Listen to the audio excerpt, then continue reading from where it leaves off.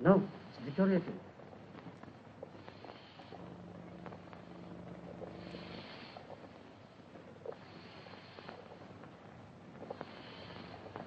কিছু করো, do something.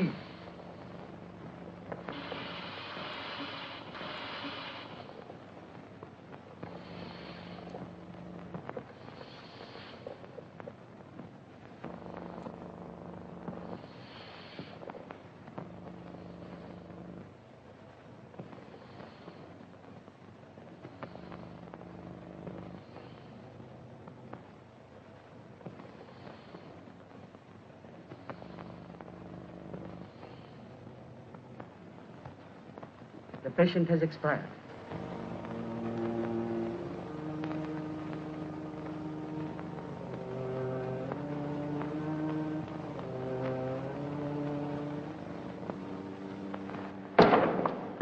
You have saved him, Dr. Roy. হয়তো কিছুদিন উনি যন্ত্রণা ভোগ করতেন, তা থেকে আপনি ওকে মুক্তি দিয়েছেন।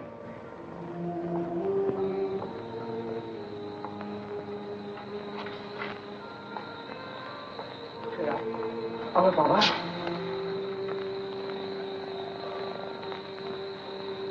Is he dead?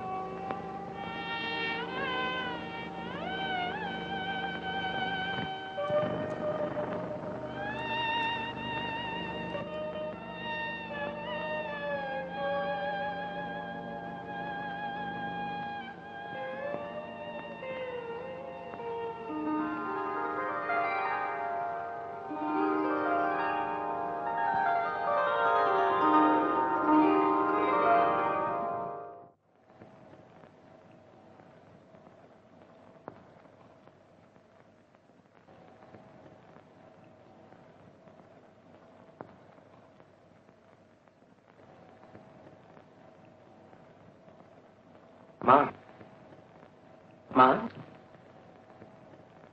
সাহেব হাসপাতালে নেই। অপারেশন টেবিলে রোগী মারা যাবার পরই হাসপাতাল থেকে বেরিয়ে গেছে। কোথায় গেছেন কেউ বলতে পারলে না।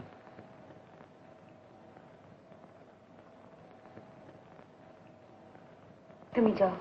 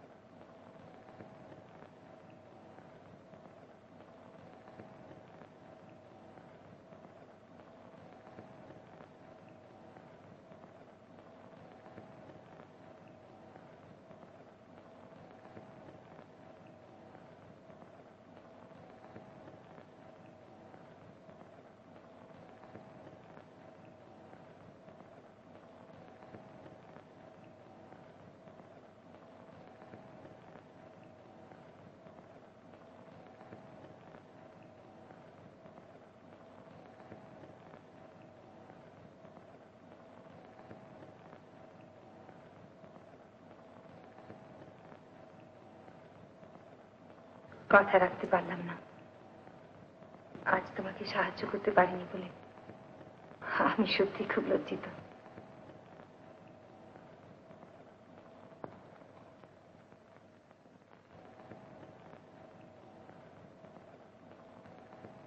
দুঃখ করো না, মানুষ তো চিরকাল বাঁচে না।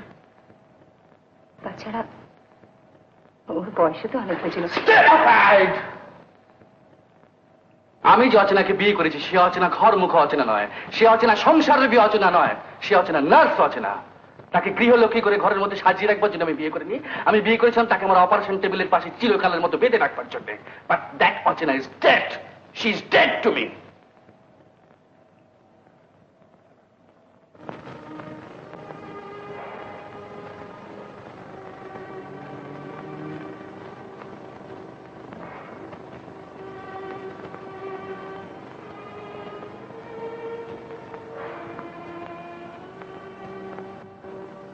তুমি আমাকে ক্ষমা করো, আমি তোমার উপযুক্ত হতে পারলাম না। কোনোদিনই হতে পারবে না, তোমার মন অত্যন্ত সংকীর্ণ। কি করে পারবো বলো? তুমি মহৎ, তুমি অনেক বড়, সারা বিশ্বের ভালো করেই তোমার আনন্দ। কিন্তু আমি তো দেবী নই, আমি সাধারণ একটি মেয়ে। স্বামী পুত্র নিয়ে আমি ঘর চেয়েছিলাম, সংসার চেয়েছিলাম। কিন্তু আমি তা চাইনি। আমার ডাক্তারি, আমার রোগী, আমার হাসপাতাল, এরাই আমার স্ত্রী, পুত্র আর সংসার। অচেনা, তোমার এই ঘর আমার জন্য নয়। তুমি আমাকে মুক্তি দাও, আমি মুক্তি চাই।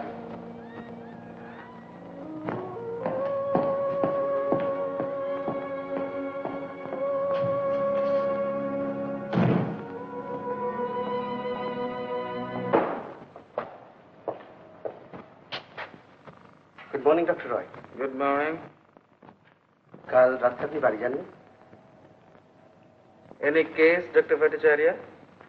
মাইনর কেসে, সো আমি দেখে নিচ্ছি। By the way doctor Roy, doctor Sarkar বলছিলেন যে আপনার স্ত্রী নাকি... doctor Bhattacharya, please don't mind. আমি একটু একলা থাকতে চাই। ওকে।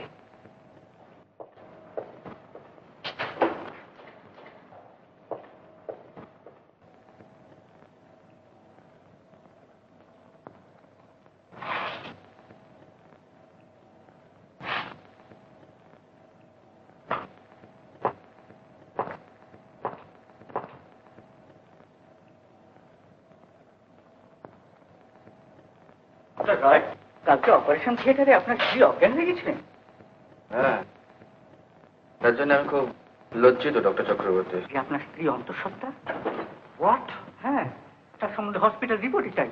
না না, এই খুবই অন্যায় করেছে, খুব অন্যায় করেছে। হঠাৎ একটা কোনো বিপদ হতে পারতো, দো it is an early stage, তবু মানে...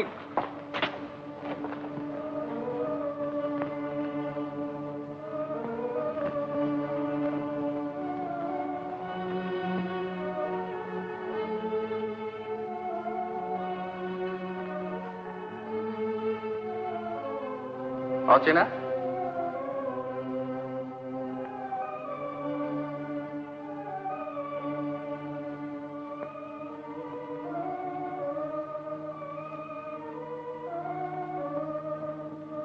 অচেনা,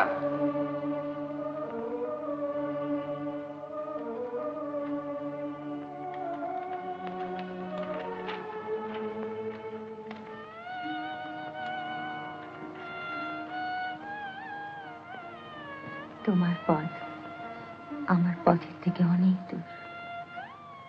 তোমার আমার মিল হতে পারে না। শামুকের সঙ্গে খোলসের যে সম্বন্ধ, ওই হাসপাতালের সঙ্গে তোমার তার, সে তোমার দেহ মনের সঙ্গে মিশে গিয়েছে। এখানে আমার স্থান নেই। অজ্ঞাতের কোল থেকে কুড়িয়ে এনেছিলাম, আজ তোমার চিরমুক্ত করে সেই অজ্ঞাতের কোলি আমি আবার ফিরে যাচ্ছি। অভিশাপ তোমায় দেবো না, কেননা একটা করুণা তুমি আমায় করেছ। তোমার সন্তান আমার গর্ভে, যার উপর তোমার কোনো দাবি নেই, কোনো অধিকার নেই। সে আমার একান্ত নিজস্ব। তাকে আমি দেবতা হতে দেবো না, তাকে আমি মানুষ করব।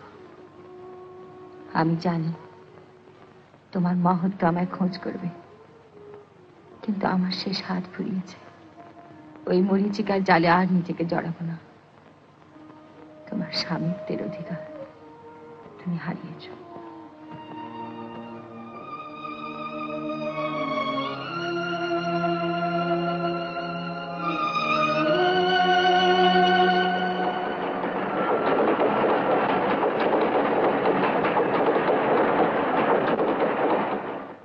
করুণা, করুণা, করুণা। আমাকে সকলের করুণা নিয়ে চিরকাল বেঁচে থাকতে হবে। আমি হাসপাতালে দিন রাত পড়ে থাকবো, তবে ওর করুণা পাবো। আর আমার সন্তান মানুষ হবে অবজ্ঞার সঙ্গে এক আয়ার কাছে। না না, সে চাইলেও আমি চাইতে পারি না। তার সন্তান অবজ্ঞার সঙ্গে মানুষ হবে, এ তো সে বলেনি। বলার কোনো প্রয়োজন হয় না। সংসার যার কাছে নিষ্প্রয়োজন, তার কাছে সন্তান থাকা না থাকা একই ব্যাপার। না না দাদা, আমি আমার সন্তানকে এমন করে হত্যা করতে দেবো না। কি করবি? কি করব তা তো আমি জানি না, তবে ওর কাছ থেকে আমাকে অনেক দূরে সরে যেতে হবে। অচেনা, দাদা, তুমি আমার একমাত্র আপনজন। আমি তাই তো এসেছি তোমার কাছ থেকে বিদায় নিতে। না না না, অচেনা অচেনা, শোন লক্ষ্মীটি, এইভাবে তোকে আমি ঘর ভাঙতে দেবো না, কিছুতেই না। ঘর তো আমার ভেঙে যায়নি, আমার সন্তান, তার জন্য যে আমার ঘর বাঁধতে হবে। কিন্তু দীপ্ত যদি কোনদিন তাকে দাবি করে? না, তার সে যোগ্যতা নেই। যে সন্তানের জন্ম ইতিহাস তার পিতা রাখে না, সেই সন্তানের উপর কোনো অধিকার, কোনো দাবি তার থাকতে পারে না। কিন্তু তার পরিচয় গোপন রাখবে কি করে? তার জন্য যদি প্রয়োজন হয় তো বলবো ওর বাবা মৃত। অচেনা, শুধু এক হৃদয় ছাড়া ওর বাবার আর কোনো পরিচয় থাকবে না। অচেনা, তুই পাগল হয়ে গেছিস। কিন্তু দাদা, আমার সন্তানের জন্য যে আমায় সবকিছু করতে হবে। কিন্তু তোর সন্তান যখন জানবে তখন সে কি তোকে ক্ষমা করবে? তা তো জানি না, তবে তবে আমার কর্তব্য আমি করব। মায়ের স্নেহ দিয়ে ওকে গড়ে তুলব, বড় করব। এই জীবনে আমি যা পাইনি তা থেকে আমি ওকে বঞ্চিত করতে পারবো না।